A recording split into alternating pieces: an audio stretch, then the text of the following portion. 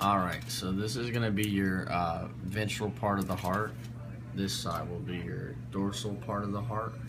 And just to show you the outer layer of the heart, which is called the visceral pericardium, it's going to be this sheath underneath this fatty tissue that I'm holding. It's also underneath a fluid-filled substance, typically when the heart is alive. And then from there, notice the absence of fat. So absence of fat along the various blood vessels. Where you see the blood vessels, there's not a whole lot of fat there, as you can see. And then as we get closer up here to the arteries, there's a lot more fat build up.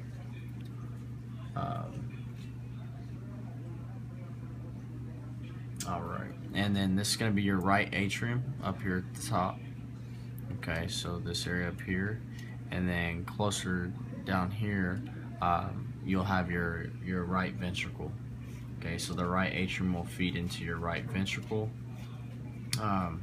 through the tricuspid valve.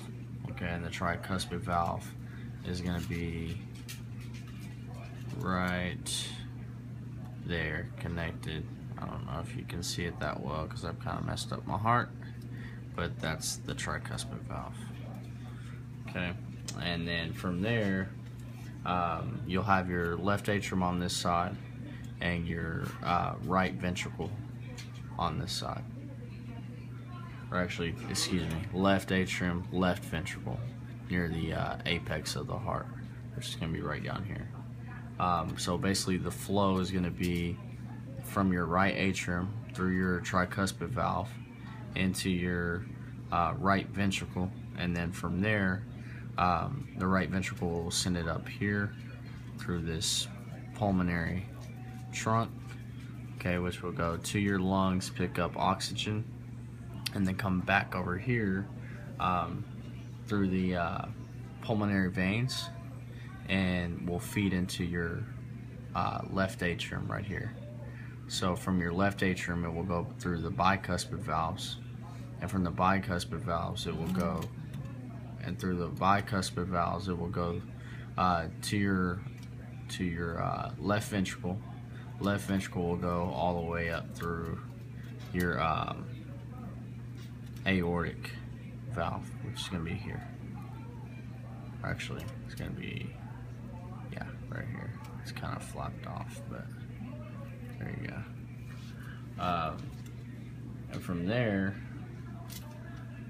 from the dorsal side of the heart, you're going to be able to see some thin wall blood vessels that enter the right atrium. So right here, you'll see those blood vessels entering the right atrium. And then just to probe it, there you go. So underneath this sheath would be the vessels. You'd be able to see them, but the fatty tissue cover. And then the upper vessel in the superior vena cava is going to be right here. Okay. And then for your right atrium, I'm going to open that up for you.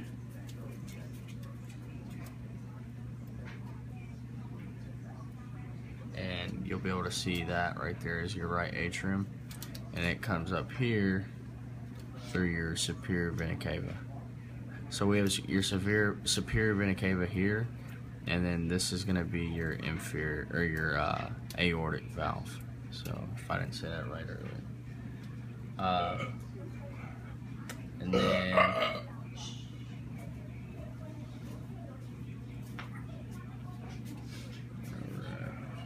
so tricuspid on this side, and then you'll have your bicuspid right there.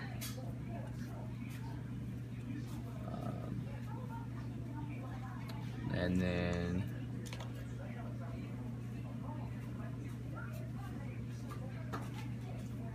down here will be your apex of the heart, as I talked about earlier. And then from there, you're going to have, this would be where your pulmonary veins come back into the left ventricle. right there.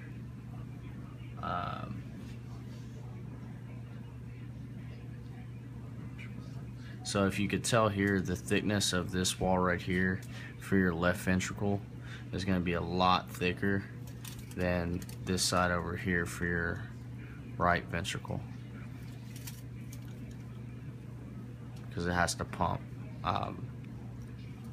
more pressure to get all the way through the ascending aorta and down for the descending aorta and to all areas of the body. That way we can have oxygenated blood. Aorta is going to be, like I said, right here, your aorta, your superior vena cava, and pulmonary trunk. See if there's anything else I'm missing.